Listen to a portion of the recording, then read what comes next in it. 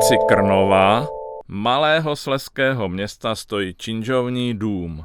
Vlastně zatím stojí, protože ho poničil požár a možná ho zítra zbourají. Ale vezměme to raději od začátku. Všechno asi vzniklo v kanceláři majitele továrny na konzervy, France Baumbergera.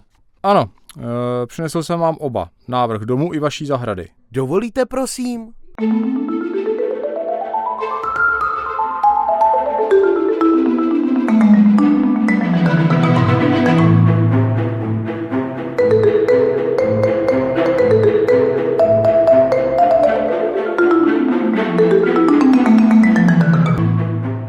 Tohle je rodina Baumbergerových a právě obědvají ve svém novém domě.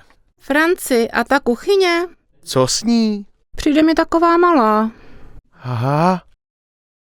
To bude zas peněz.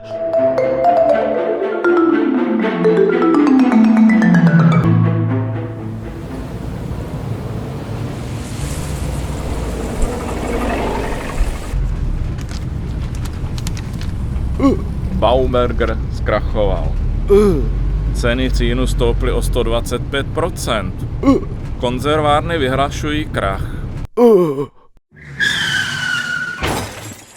Dům se musel prodat a koupil ho bohatý obchodník a pronajal ho jistému malíři. No, není to špatný.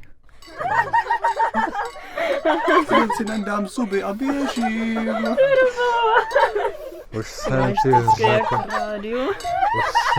řekl, že tě to strašně sluší. Malíř byl nepořádný a tak si jednou nedal pozor a od hořícího cigára mu chytl terpentínem postříkaný papír. Já to zbourám, když to nikdo nekoupí. Konec aukce.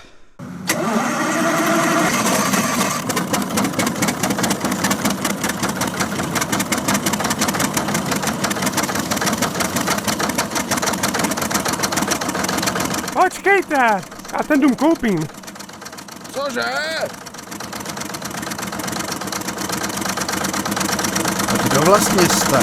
Já jsem Otto Baumberger. V tomhle domě jsem prožil své dětství. Všechno dobře dopadlo a mladík dům vlastníma rukama opravil a zestárl jsem v něm.